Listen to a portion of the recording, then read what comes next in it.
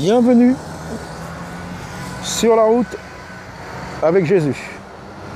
Donc encore un partage qui n'engage que moi, mais pour moi c'est la vérité. Mais bon, donc voilà, donc je voudrais parler des chrétiens en cage, des chrétiens qui sont prisonniers dans des cages spirituelles et physiques aussi.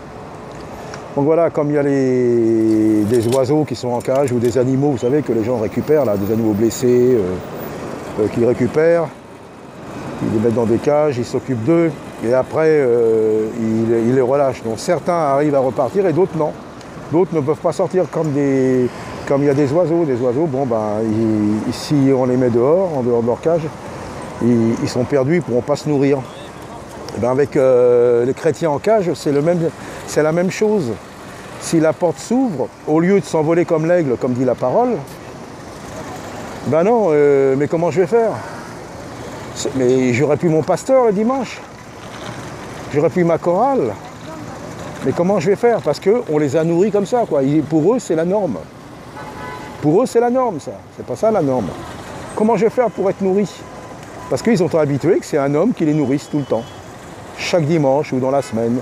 Et on te nourrit, on te nourrit. Et on te nourrit, on te nourrit. Et tu t'engraisses dans la cage. Et après, tu ne peux plus sortir, voilà. Mais maintenant, le Seigneur ouvre les cages. Et voilà, pour prendre l'envol, il faut avoir fait une rencontre avec le Seigneur. Une fois que tu as eu une rencontre avec le Seigneur, être enseigné, et encore les bons enseignements, hein. Et c'est facile, on a tout dans la Bible. Mais malheureusement, on nous a fait croire que non, vous ne pouvez pas comprendre, c'est certains.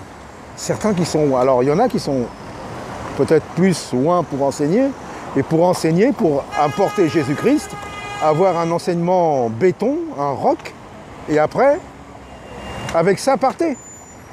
C'est ça, normalement. C'est tout ce que nous voyons dans la Bible, c'est tout ce que les apôtres ont fait. Hein, on formait, on partait, la communauté se faisait, mais ils n'étaient pas prisonniers. Ils allaient, ils avaient des choses à faire, chacun recevait une mission. Et la mission, c'est qui la donne? C'est le Seigneur Jésus. Alors donc voilà, donc maintenant ce qu'il faudrait plutôt, c'est enseigner la plupart de tous ces pasteurs-là qui ont été formatés dans des instituts bibliques, qui ont une partie de la vérité, mais qui ont rajouté des choses selon leur fédération. C'est ça le problème. Les pentecôtistes. Ah, si tu n'as pas de don, si tu ne parles pas en langue, si quand tu pries, les gens ne tombent pas, ah non, tu n'es pas sauvé, tu n'es pas un vrai chrétien. Dans d'autres, non, il n'y a pas besoin de don, il n'y a pas besoin d'esprit, non, Dieu ne parle pas. Vous voyez? C'est l'expérience.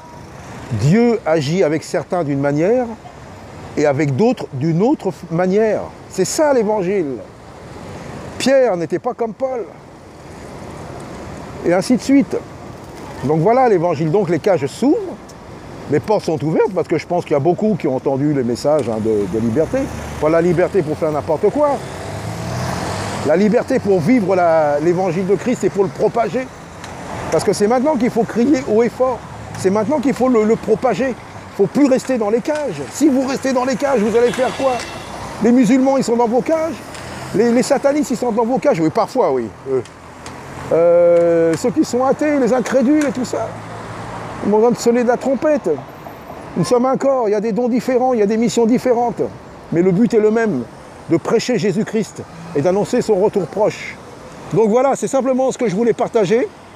Dans l'amour du Seigneur, dans la paix, mais on ne fait pas de concessions. Hein. Je ne cherche pas à plaire, je ne cherche pas à déplaire, je ne cherche pas à recevoir de gloire, je ne cherche rien qu'à servir mon Maître et mon Seigneur Jésus-Christ. Et à vous servir, si c'est possible, à servir les autres. En Jésus-Christ et pour la gloire de Jésus-Christ. Voilà l'évangile, mes amis. Voilà ce que je prêche et ce que je vis. Donc voilà, donc c'est ça, ouvrons les cages, mais si la personne ne sait pas se nourrir correctement, voilà. Mais le Seigneur, c'est lui qui te nourrit. Voilà. Donc, voilà, au milieu des gens, comme d'habitude, hein, je vais couper. Hein. Messieurs, dames, bonjour, Jésus, le Seigneur Jésus-Christ. La Bible dit vrai, certains ne croient pas en la Bible, mais moi je peux vous démontrer qu'elle est vraie et réelle, parce que ce qui est écrit dedans, vous pouvez le vivre à l'instant même. À l'instant même de venir à Jésus-Christ et de croire en sa parole et d'être sauvés par la repentance.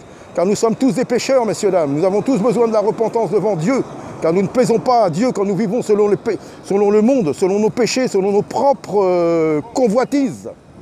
Donc voilà, je suis simplement là, pas pour vous juger, je ne suis pas mieux que vous, mais je vous annonce le Seigneur Jésus-Christ.